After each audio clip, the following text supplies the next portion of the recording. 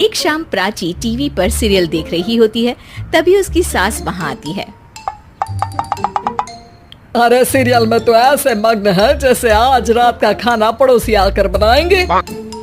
मुझे पता ही नहीं था आपने अपने बेटे की शादी पड़ोस में भी की हुई है। हैं? मतलब इस घर में सारा काम बहू ही करती है, आप तो सिर्फ खर्राटे मारती हैं। अच्छा जी, फिलहाल तो तुम आराम फरमा रही हो, चलो जाओ, ये मेरे टीवी देखने का समय है। आहा, इसीलिए मुझे भगाया जा रहा है। सॉरी, अब तो बिल्कुल नहीं जाऊंगी। प्राची की इस बात पर दोनों सास बहू के बीच टीवी रिमोट के पीछे बच्चों जैसे छीना झपटी शुरू हो जाती है, जिसके बीच श्लोक भी काम से घर वापस आ जाता है। आज मेरी चूहे बिल्ली की जोड़ी किस बात पर झगड़ रही है? अरे तेरे बीवी मुझे टीवी ही नहीं देखने दे रही। अरे तुम्हारी मम्मी मुझे खाना बनाने के लिए फोर्स कर रही है। अरे वाह, ऐसे बेतुके रीजन पर तो बच्चे भी झगड़ा नहीं करते। अरे मुझे कुछ मत बोल, सब इसने ही शुरू किया है। हाँ हाँ, जैसे आप तो बहुत दूध की धूली है ना। अरे बस दोनों चुप। प्राची जाओ, खाने की तैयारी करो। और माँ तो छोड़ो, तुम्हें क्या बोलूं, शांति से अपना सीरियल देखो, मुझे दोबारा लड़ने की आवाज सुनाई नहीं देनी चाहिए। ऐसा बोलकर श्लोक वहाँ से चला जाता है, जिसके पीछे पीछे प्राची भी कुछ न कुछ बड़बड़ाते हुए रसोई में चली जाती है। हाँ हाँ, सासू जी को तो कुछ बोलेंगे ही नहीं, बस मुझ पर ही हुक्म चलता है, खाना बनाओ, जैसे मैं इनके घर में खाना बनाने के लिए आई हूँ। इसी तरह शाम बीतती है और रात को श्लोक और प्राची की सास खाना खाकर सोने चले जाते हैं, लेकिन प्राची गुस्से में कुछ खाए बिना काम में ही लगी रहती है। इस घर में किसी को घंटा फिक्र नहीं पड़ता, मैं खाऊं या भूखी रहूं। प्राची कुछ देर के लिए रसोई से बाहर जाती है और जैसे ही वापस आती है तो वहाँ दूध का भरा ग्लास देखकर हैरान रह जाती है। फिक्र पूरी है, बस दिखाना नहीं है। प्राची दूध पीकर सोने चली जाती है और अगली सुबह एक बार फिर सास बहू का कार्टून नेटवर्क स्टार्ट हो जाता है। ये तुमने ही किया है। अरे अजीब जबरदस्ती है, मैं बोल रही हूँ मैंने कुछ नहीं किया। दोनों ने मिलकर पूरे घर को पागल खाना बनाया हुआ है। यहाँ कोई नॉर्मल इंसान तो रह ही नहीं सकता, इसीलिए अब पड़ोसी क्या रिश्तेदार भी घर आने से कतराते हैं।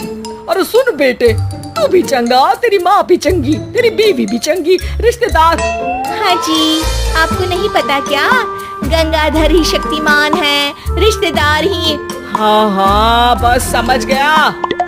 कभी जानवरों जैसे लड़ेंगी तो कभी जुगलबंदी करेंगी। भाई मैं आप दोनों के बीच में नहीं फंसना चाहता। सास बहू की इस मनमौजी जोड़ी से परेशान होकर श्लोक अपना सिर खुजलाता वहाँ से चला जाता है।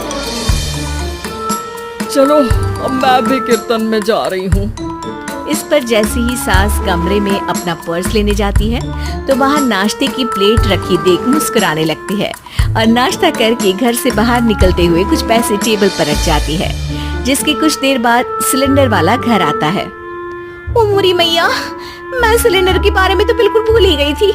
घर खर्च के सारे पैसे भी मम्मी के पास है और श्लोक से बोला तो उल्टा 4 बात सुनाएंगे।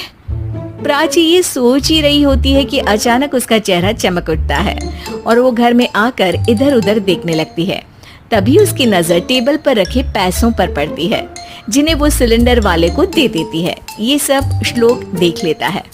अच्छा बेटे, इतना बड़ा घोटाला, सबके सामने मैं तेरी दुश्मन और पीठ पीछे तेरी मेरी यारी।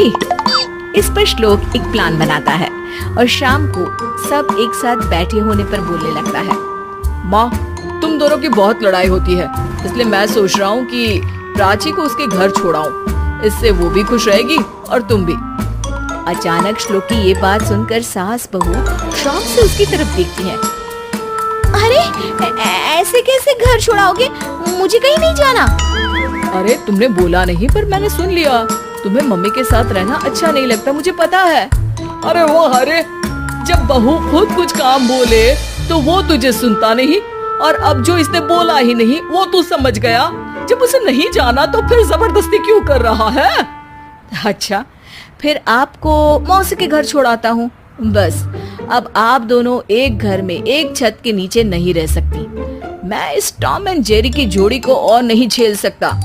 है? ऐसे कैसे नहीं रह सकते? तुम्हें इतनी दिक्कत है तो तुम्हारा बोरिया बिस्तर पैक कर देती हूँ, लेकिन मम्मी जी कहीं नहीं जाएंगी। बिल्कुल यही सुनना था मुझे। अगर दोनों में इतना ही प्यार है फिर हर वक्त ये लड़ाई का नाटक क्यों करती हो? देखा मैंने कैसे माँ किचन में दूध रखती है और तुम उनके लिए कमरे में नाश्ता रखती हो, और कैसे वो पहले ही तुम्हारी दिक्कत समझकर घर में पैसे रखकर बाहर जाती है। अरे भाई, इतना ड्रामा तो डेली सोप में भी नहीं होता जितना तुम दोनों ने इस घर में फैलाया हुआ है। तू हमें टॉम एंड जेरी बोलता है ना, तो याद कर वो दोनों भी एक दूसरे को बाहर वालों की बुरी नजर से बचाने के लिए हमेशा सबके सामने लड़ते थे, लेकिन अकेले में दिक्कत के समय मदद भी तो करते थे। बस हमारा रिश्ता भी कुछ ऐसा ही है।